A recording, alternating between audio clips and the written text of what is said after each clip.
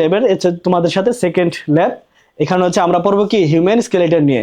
স্কেলেটনের কাজ কি যদি আমরা প্রথমেই বলি, স্কেলেটন হচ্ছে আমাদের যে হিউম্যান বডি আমাদেরকে স্ট্রাকচার দিতে সহায়তা করে। আমাদের স্ট্রাকচারটা কেমন হবে এটা হচ্ছে পুরোটা সম্পূর্ণ ডিপেন্ড করে কিসের উপর?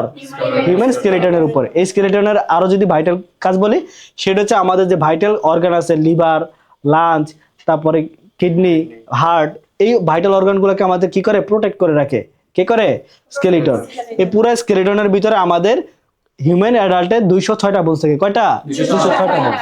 এই 206টা বোনসকে আমরা বিভিন্ন ভাগে ভাগ করে থাকি। যেমন আমাদের যে এইখানে বোনস থাকবে হচ্ছে কয়টা? 22টা। এটাকে বলে আমরা স্কাল বোনস। আমরা যদি দেখো, আমরা যদি স্কালের দিকে তাকাই, এটা হচ্ছে আমাদের স্কাল। এই পুরাটাকে আমরা কি বলবো? Skull bones. এই স্কাল বোনকে আমরা দুইটা ভাগে ভাগ করি। যে উপরে এইখান থেকে আমরা কি বলবো? স্কাল বোন। এইখানে হচ্ছে ক্রেনিয়াল বোনস এবং নিচে হবে কি? ফেসিয়াল বোন। এখানে ফ্রন্টাল, টেম্পোরাল, অক্সিপিটাল, এরকম টোটাল 8টা বোনস থাকবে। আর নিচে হচ্ছে আমাদের কয়টা বোনস থাকবে?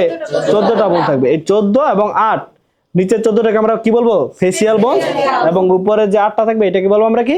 Cranial bones. তবে ক্রেনিয়াল বোনস হচ্ছে 8 এবং ফেসিয়াল বোন 14, টোটাল হচ্ছে কত?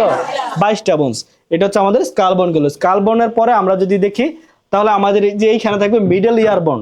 আমাদের যে কান আছে, কানের মধ্যকর্ণে আমাদের বোনস থাকে 3টে করে 6টা। এখানে থাকবে কি 3টা বোনসের নাম কি? মেলিয়াস, ইনকাস এবং স্টেপিস। তোমরা কি সবাই জানো মানবদের সবচেয়ে ছোট বোনের নাম কি? স্টেপিস।